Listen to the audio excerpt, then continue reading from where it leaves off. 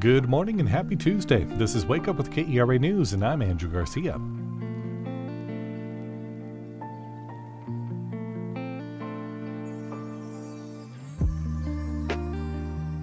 It's April 15th, which means it's tax day. Don't forget to file today if you haven't already. Lovely spring weather is in the forecast for today and most of the week as well.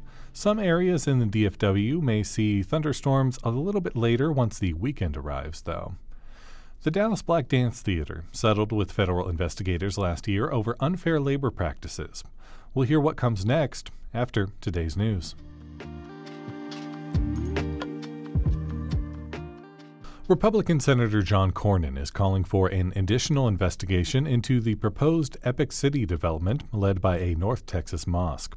The senator's asking the Justice Department to look into, quote, religious discrimination. He claims without evidence that the development violates constitutional rights by forbidding Christian and Jewish people to live there. The development is already the subject of at least 5 state investigations.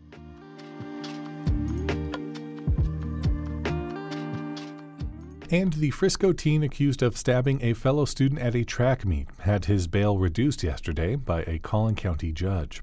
Carmelo Anthony's $1 million bail was brought down to $250,000. The Frisco Police Department is still investigating the case.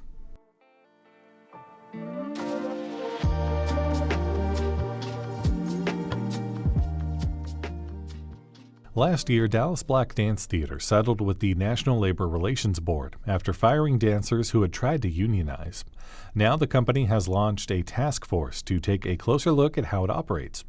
KERA's Elizabeth Mayong talked with the host Justin Martin about the latest.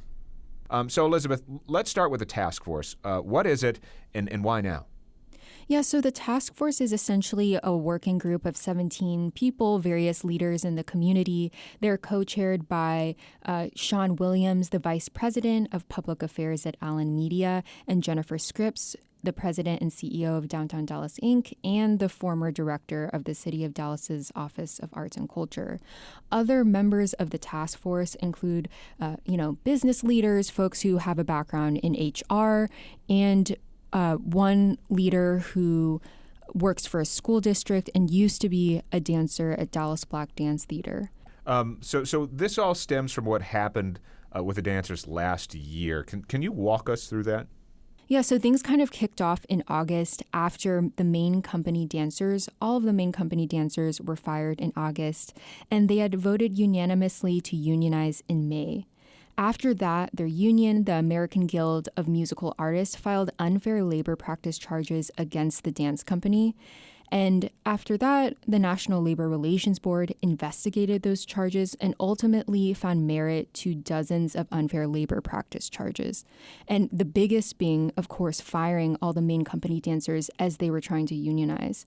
And ultimately, after months of back and forth, in December, they reached a settlement with the National Labor Relations Board and paid over $560,000 to the dancers.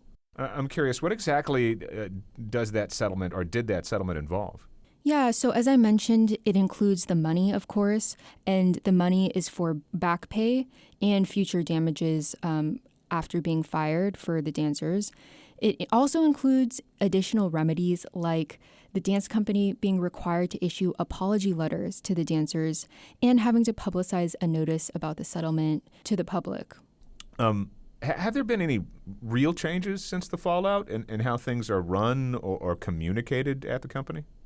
That's a good question, and from my understanding, that's what the task force needs to address. So they're assessing what's happening, how operations work, policies, the handbook at Dallas Black Dance Theater, and are going to make recommendations for changes that they believe need to happen at the dance company. So that remains to be seen based on their work. There is a new group of dancers now. Has leadership started negotiating a contract with them? From my understanding, that is on pause. And right now, the Union American Guild of Musical Artists is just in talks with the new dancers to understand what they want out of their workplace and what they're looking for. So the company has launched this task force. It helped pick the members. Leadership sat in on the first meeting. But what power does this task force ultimately have when it comes to making changes at the organization? Yeah, so Dallas Black Dance Theater Board President Georgia Scaife said, essentially this task force is simply to make recommendations.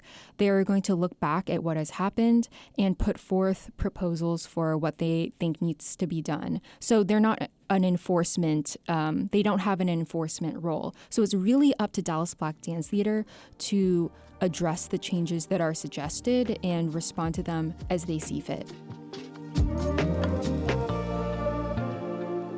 That was KERA's Elizabeth Mayong talking with Justin Martin.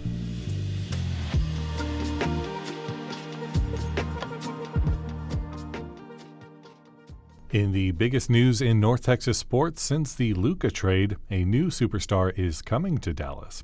The Wings selected UConn star and freshly minted NCAA champion Paige Bueckers, number 1 in the 2025 WNBA draft last night. Pairing Bueckers with fellow guard and Dallas All-Star Arike Ogunbowale immediately makes the Wings' backcourt one of the best duos in the league. The team could be set for a major season. The Wings' home opener and Bueckers' first game will be May 16th. If you are a fan of abstract art, you won't want to miss the Feeling Color exhibition. It features artists Aubrey Williams and Frank Bowling. The exhibition combines and showcases two influential careers in the abstract painting medium.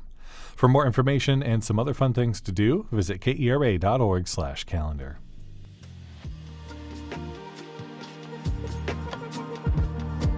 Thanks so much for listening to Wake Up with KERA News. I'm your host, Andrew Garcia. This show is produced and edited by Shardae White and Bekah Morr. For more news in your inbox, visit kera.org/wakeup. That's where you can subscribe to the Wake Up with KERA News newsletter and get some good morning vibes from our colleague Catherine Hobbs. Connect with us on Facebook, Instagram, and TikTok at KERATX. We'll see you tomorrow.